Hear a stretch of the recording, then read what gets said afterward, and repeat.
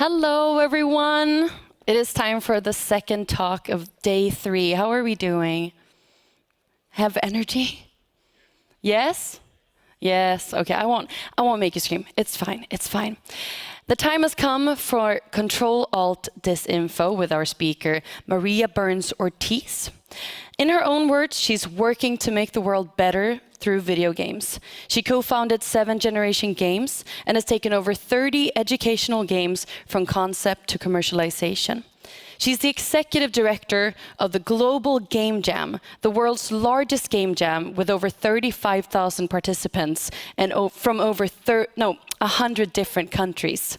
She has lots and lots of irons in the fire. Please welcome Maria Burns Ortiz.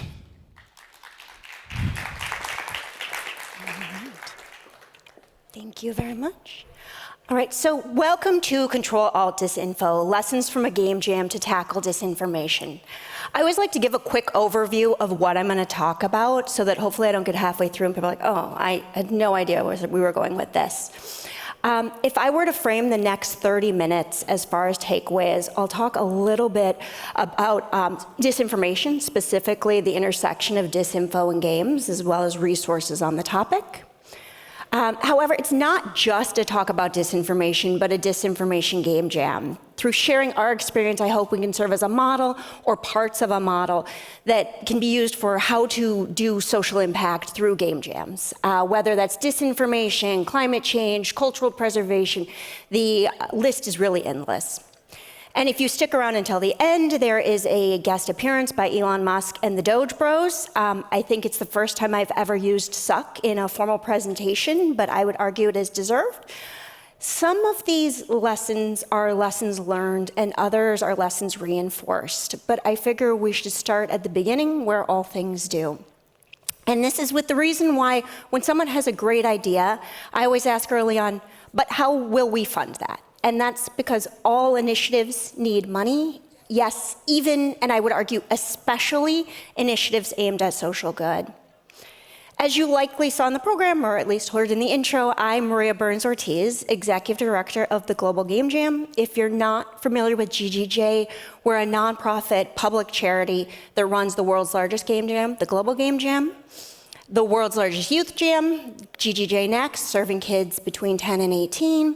And then we work year-round to support game creators and build game development ecosystems around the world. So we serve over 40,000 game developers in over 100 countries annually. This coming year, we'll actually hit 500,000 lifetime jam participants who have created already over 100,000 jam games. As I mentioned, we're a nonprofit, but I tell people that we cease to operate if we become a negative profit. Because we're structured as a charity, people regularly come to us with ideas that are very good and impactful projects and are surprised when one of the first things I bring up is needing the money to be able to fund them. Previous to joining GGJ last May, my background was in educational and social impact games, leading a studio in a role that saw me interacting with several different governments on grant-funded game projects, most actively my own, which if you can't tell by the accent, is the United States.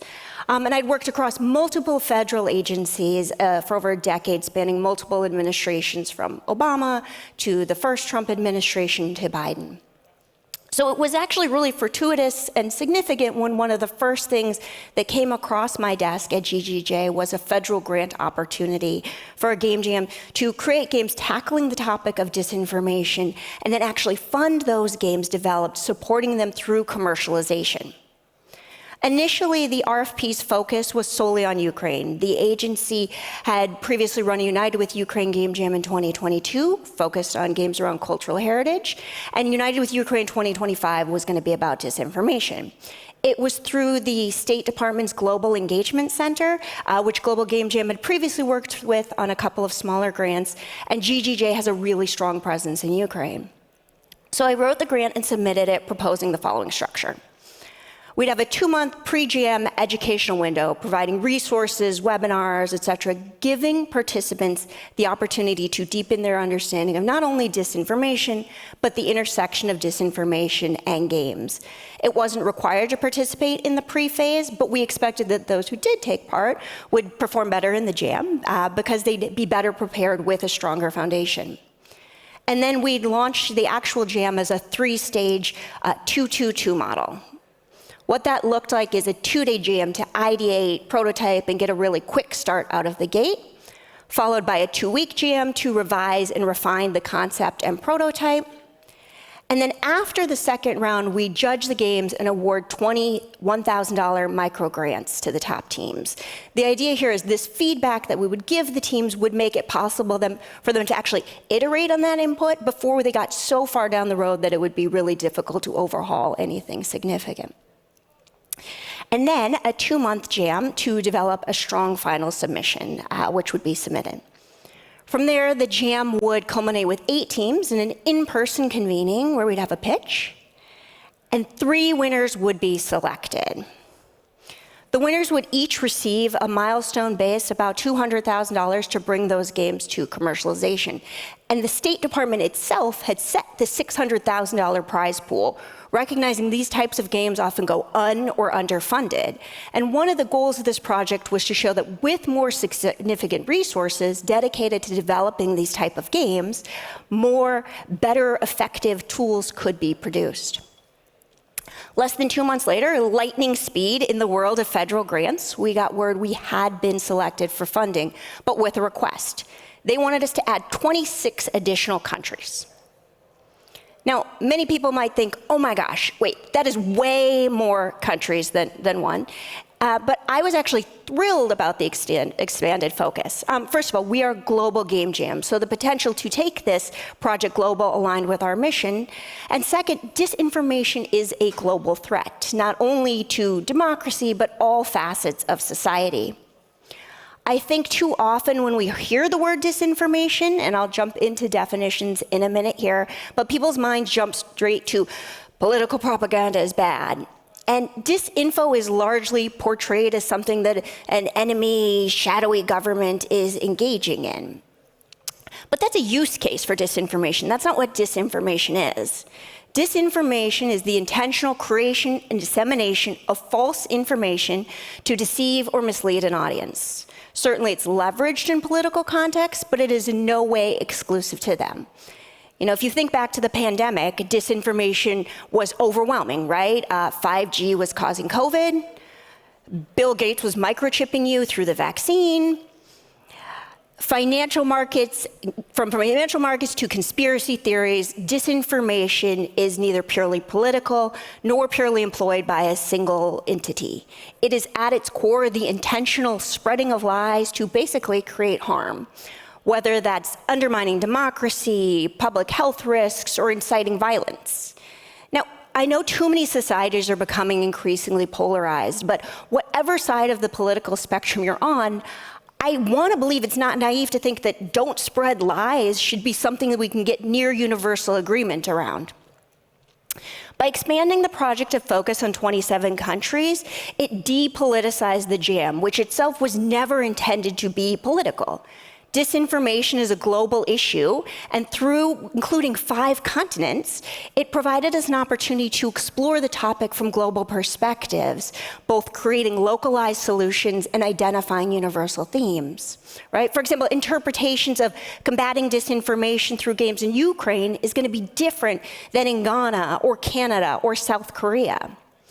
And our objective was to be able to use games to create this global picture, ideally playing a small role in not only identifying the problem, but creating a catalog of tools in the form of games that could be used to actively address the issue.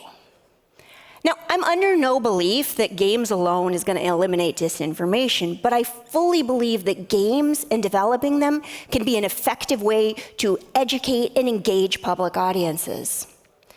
That ultimately was the purpose of Ctrl+Alt+Disinfo, to create games that would make people think critically. And I'm very intentional in phrasing that for a couple of reasons. Very early on, even at the earliest planning stages, before we had the grant conversations about the jam, myself and our global game jam organizer in Ukraine, Alexei Izvalov, were discussing the challenges of organizing a jam around this topic. Yes, prize funding is always an effective incentive, but we knew that if not presented correctly, we risked failing to attract many of the developers we hoped would participate in the jam even before it started. We decided very early on that if we effectively wanted to reach the largest number of game devs to join our jam to better educate people around the topic of disinformation, we wanted to avoid using the words education and disinformation. Why? Because, and I say this as someone who spent 13 years in educational games, when you say to someone who is coming from mainstream entertainment, indie gaming, the phrase educational games, the first reaction is, oh. And I can't blame people because most educational games are boring. They're far too often thinly veiled worksheets, right? And so the purpose of this jam was to create games that would educate, but we didn't want to phrase them and frame them as educational games. We also wanted to be really deliberate when it came to how we talked about disinformation. Similar to education, the field is, when you talk about disinformation, it's largely either dry and academic or negative and politicized. Not only that, but the truth is, while a lot of people have familiarity with disinformation, for many people it's part of this larger misinformation, disinformation, propaganda, sensationalized fake news jumble, right? And we didn't want this lack of concrete, understanding of it to discourage people from participating in the jam. So you may be asking yourself, actually, right now, wait, what is the difference between all of those? And as I said earlier, disinformation is the intentional creation and dissemination of false information to intentionally mislead and deceive your audience. Misinformation, very similar, and in fact, some languages don't have two separate words for them, is the dissemination of unintentionally false information, right? It's not intended to deceive or mislead your audience, but it does regardless. And then propaganda is used to promote an agenda, political cause, or point of view. It's often biased or misleading, but it can be true. And the purpose of propaganda isn't necessarily to mislead, but to influence. We also wanted to emphasize that we didn't just want games about disinformation is bad. We wanted to create games that offered solutions on how to combat it. Now, you may be asking yourself, well, how do you fight disinformation? One of the easiest and most proven effective ways is by improving media literacy, right? By getting people to think critically, to question the information presented to them, to challenge things that don't seem quite right, to dig deeper to find the truth, search for the source, right? And that's the kind of thing that we thought could get people really excited about making a game around it. We were also deliberate in that framing because we wanted to encourage creativity and thinking outside of the box and not have the devs trying to replicate what they thought a game about disinformation or a game that was educational was supposed to be about. And it worked. Before we kicked off the jam even, we had hundreds of developers, not just in Ukraine, but from abroad, from around the world, right? Overwhelmingly signed up, and overwhelmingly everyone that we spoke to about the jam said the same thing. Like, this is a really important topic. It's something that we need to be addressing in the 21st century. We're so excited to see that you're making games around this. Now, it's one thing to present a challenge to make games that get people to think critically, but I am a firm believer that you cannot simply give someone a challenge without giving them the skills and knowledge that they need to be able to achieve those goals. In fact, to me, this was a fundamentally important part of the project.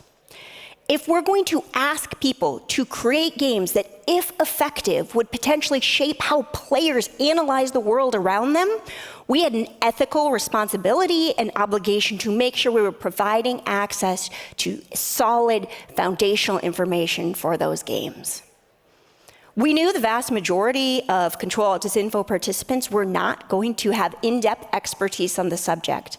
But fortunately, we knew some really incredible, bright people who do. And so we started enlisting them to help create educational materials, not only for the jam, but with the intention of building out a resource library that would exist as a vetted, high-quality public repository post-jam. Not just another tool to teach about disinformation, but a hub where you could specifically find identifying resources as they relate to the intersection of disinformation and digital games. And this part was key, that it had to be developed for a non-academic audience, right? We wanted to make sure that the resources that we were either creating or sharing could be easily accessed or understood by the average person. Ultimately, we created a site with 18 resources. 6 of them were text, 5 video game examples, and then 7 webinars. And they can all still be accessed on the JAM site, unitewithukraine.games. One highlight that if I had to pull one, is Your Guide to Making a Game About Disinformation. It was done by Fulbright scholar Scott DeJong, in which, in less than 15 pages, it lays out everything from basic concepts of disinformation to an overview of what games have been done on the topic, to simple steps to making an effective game.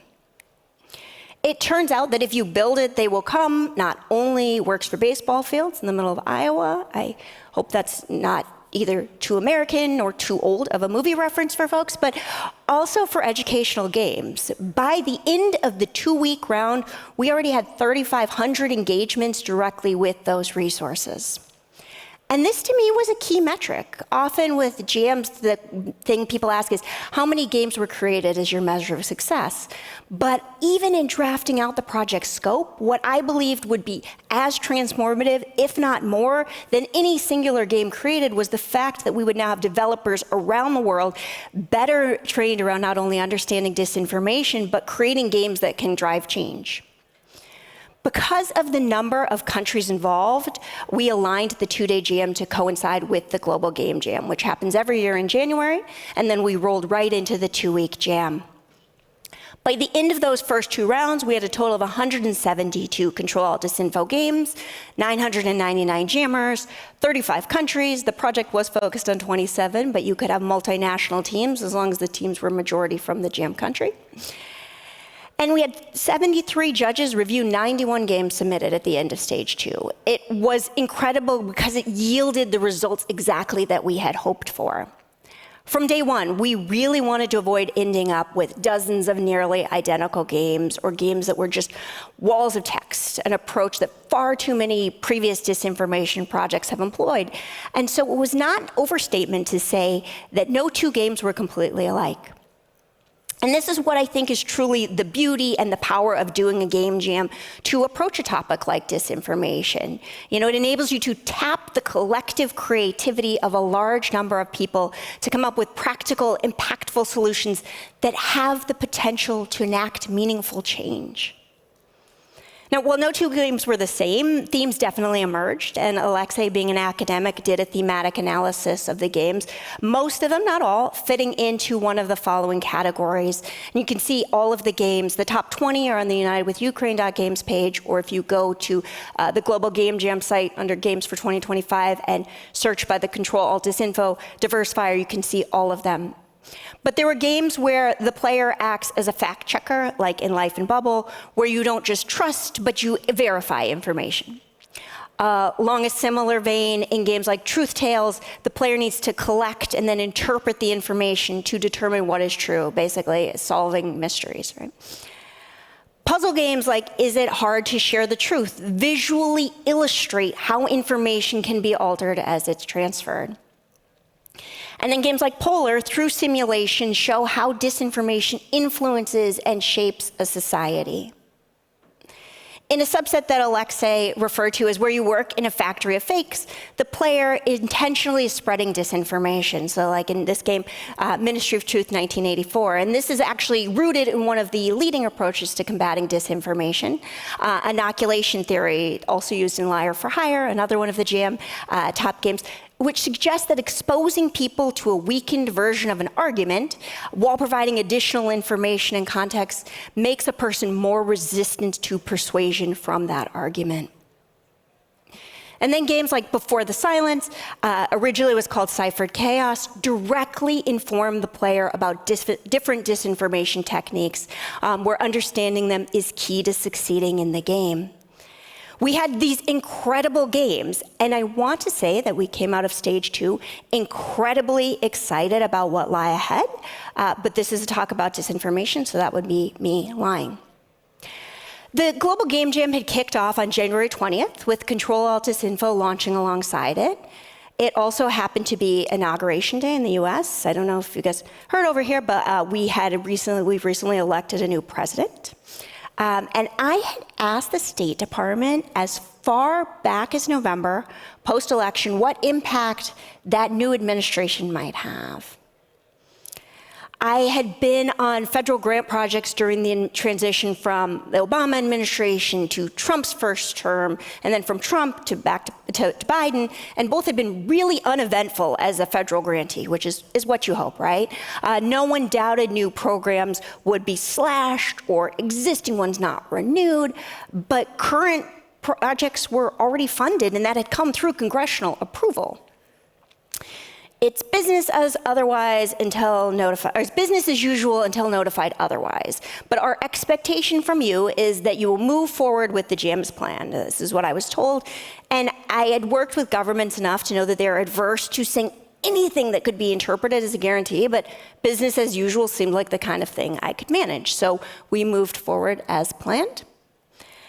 The first clear red flag came a month later in late December as Congress sat to pass a budget that included funding for the Global Engagement Center. Now, our funding was already in our accounts, so I wasn't too worried, but it drew the ire of the soon-to-be Doge czar, who tweeted his outrage, and the funding actually was cut from the final bill. So I reached out again to the State Department for guidance, as the JAM was now just weeks away, and I was told, it's business as usual until notified otherwise. Our expectation from you is that you will move forward with the JAM as planned. The only change, they said, is they were now no longer called the Global Engagement Center, but the Counter Foreign Information Manipulation and Interference Hub. I guess it was like a government version of New Phone, who this. But we had signed an agreement. We had the money in our Treasury account, which is where you pull from for your grants. It's already allotted to us. And so we moved forward with the JAM as we were told was the expectation. The Global Game Jam is structured over a week in which participants can select the best 48-hour window for them. It ended January 26th with over 35,000 jammers at over 800 sites, nearly 100 countries, and created a GGA record of 12,100 games in that weekend stretch. And so it was an incredible event. We were excited about the next stage of Ctrl+Alt+Disinfo, and that kicked off on January 27th, so the next day. That same evening, Trump issued an executive order that froze all government funding. And this is where it went from like red flags to sinking ship, right? The order was quickly rescinded, but chaos abounded. You know, I met with the State Department that week, and I was told, as of right now, we have not been notified otherwise, so projects are continuing. But the confidence was definitely decreasing, and accounts, they said, would be unfrozen. But I was advised, expedite anything you possibly can. Unfortunately for us, we were at a phase where our gym was structured to run 2 months. So that was literally the only thing we could not expedite. On the second stage of the JAM kicked off on February 9th. On February 11th, the games were sent out to the judges. 3 days later, I got an after working hours, into holiday weekend, Friday email from the State Department asking if I could jump on just a quick call to discuss the 2-month JAM. And they wanted to communicate about this next stage. So we get on the call and they start with, we need to pause. And I asked, so what does that mean, you know? And I knew that no one knew what was going on at this point. I'd known folks in DC across multiple agencies, and basically everything I was hearing from everyone is that it was chaos. There was no communication and no one knew what was going on. They didn't really have a solid answer on that, but they just said, we need to communicate the pause. And so the goal of this call is to draft up something that you guys, as Global Game Jam, will share with the jammers. And we have been discussing it, and here's the wording we came up with. And they started to read it, and I quote, "Thank you everyone who participated in United with Ukraine Ctrl+Alt+Disinfo Game Jam. Exclamation point. Congratulations and thank you for all your incredible work. Exclamation point. I'd never seen anyone in government emails using exclamation point. Our judges are currently reviewing the games, but due to the number of submissions, they're going to need additional time. As a result, we're going to delay the start of the 2-month JAM." I'm not saying that, I said. And there was this awkward pause, and they kind of waited. And I said, I can't tell people that because it's not true. The absurdity of the fact that I was sitting on a call with US government employees being directed to issue a statement that was knowingly false as part of a project literally dedicated to countering the spread of intentionally false information was not lost on me in that moment. I understood they were trying to do damage control, but I had just spent months leading the creation of educational resources, talking to experts about playing multiple games dedicated to and engaging jammers from around the world around how to increase awareness of disinformation, stop its spread, and call it out. That was also the moment that I realized that Ctrl+Alt+Disinfo was effectively game over. The following week, GGJ communicated the reason for the pause on our own terms, explaining it wasn't our choice, and we were dedicated to doing everything we possibly could within our power to finish out the jam, but we had to acknowledge that it was contingent upon having the funding that we needed to be able to pull it off. Because it had already occurred before the pause, we were able to award the $21,000 micro grants. Less than 2 weeks later, I received an email with my name spelled wrong that read, "Attached, please find a formal notice of termination. The decision was based on the fact that it no longer effectuates agency priorities." As disappointed as I was, I did have to concede that a project that sought to create engaging solutions to make the public better able to identify and debunk disinformation probably does not align with the current administration's priorities. But at least I thought to myself, this time they're telling me the truth. Now, I want to use the final minutes here not to lament what could have been when it came to the full extent of Ctrl+Alt+Disinfo.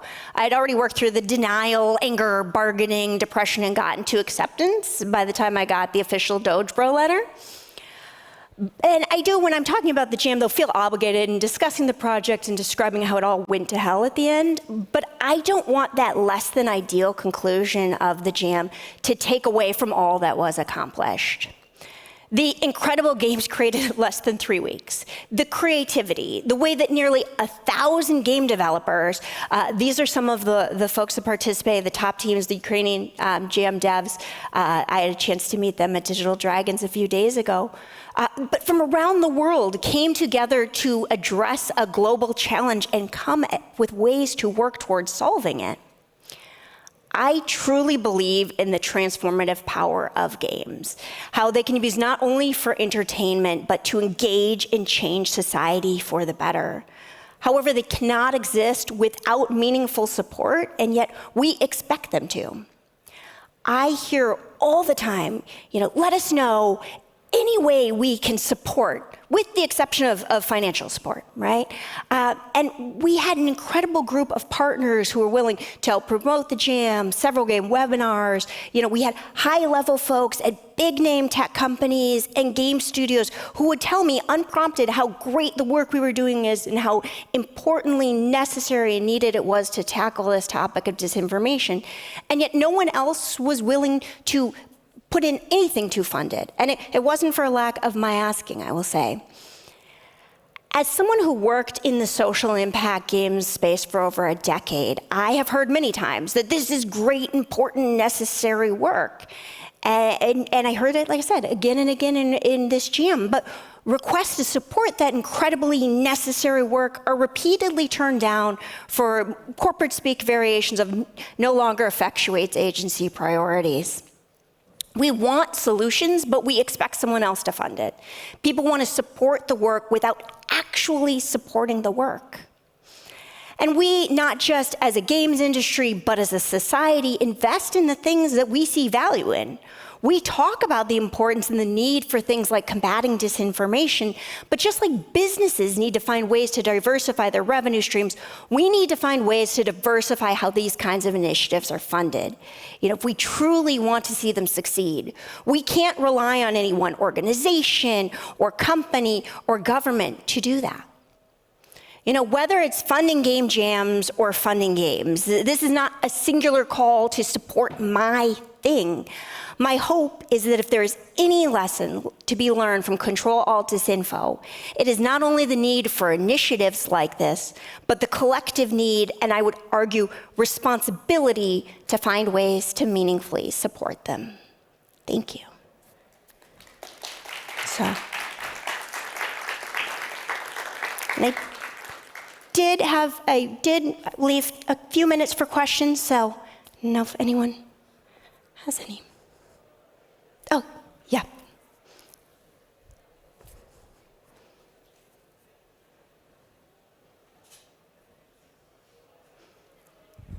First, thank you for the amazing presentation and also for your amazing work and for supporting my country. Direct question. Now that this type of, let's use American newspeak, shift in US foreign priorities has resulted in the cancellation of the jam. Are you exploring perhaps shifting your activities to Europe and the European Union? Because there has been not just buzz, but a lot of very direct action in the European Commission for addressing media literacy, for example.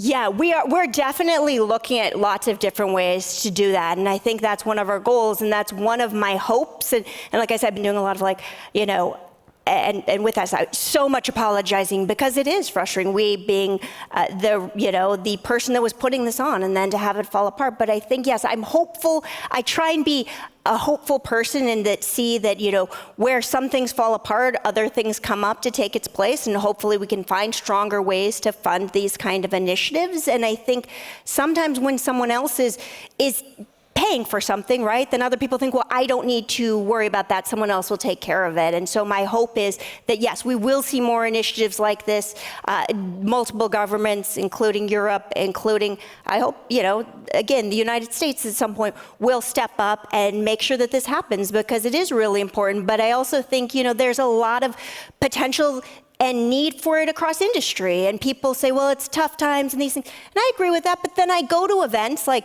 GDC and Gamescom and different things, and I see, for example, the corporate swag and things. And I'm like, do people really need branded shoelaces versus being able to put this into these kinds of initiatives? And so I think there needs to be really a look across all sectors, right? Whether it's government, whether it's industry, whether it's philanthropy, and figure out how can we come together and support these things. And people look at them and say, these are big issues and they cost a lot of money.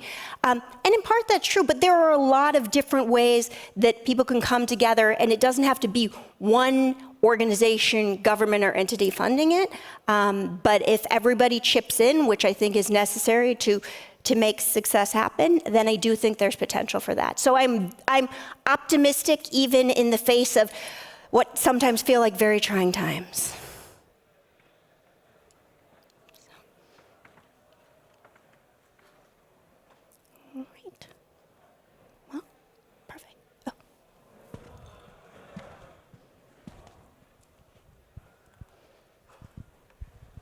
All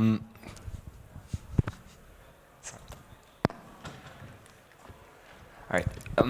You've talked about presenting education as something that's not to be taken as boring for a game developer. How did you approach presenting it to game developers? Well, like I said, we looked at it not through, and we were very intentional in not calling them educational games. And me, coming from that background, I understand that. And we said we're not looking at it through trying to teach people, right? We're looking at it through how can we get people engaged around the topic and a lot of it is just word choices, right? But not saying we want you to not look at existing educational games. That's not what we're looking for. Take this as a game jam challenge theme and think about how you would address that through a game.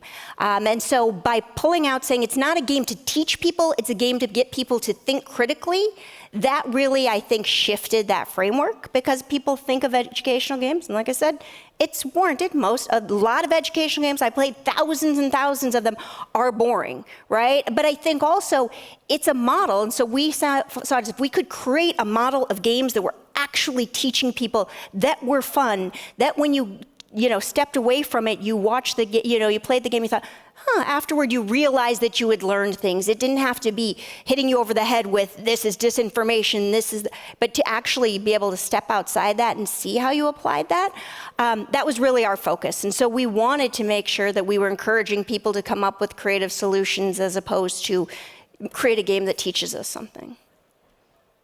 Thanks.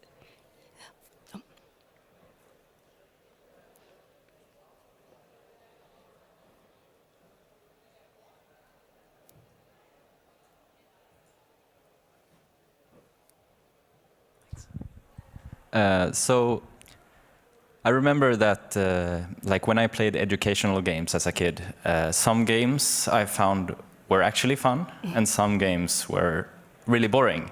Yeah. And I think like the games that were boring were the ones where I found that, oh, this is a game, like it's a fantasy RPG, but they are trying to put education in it.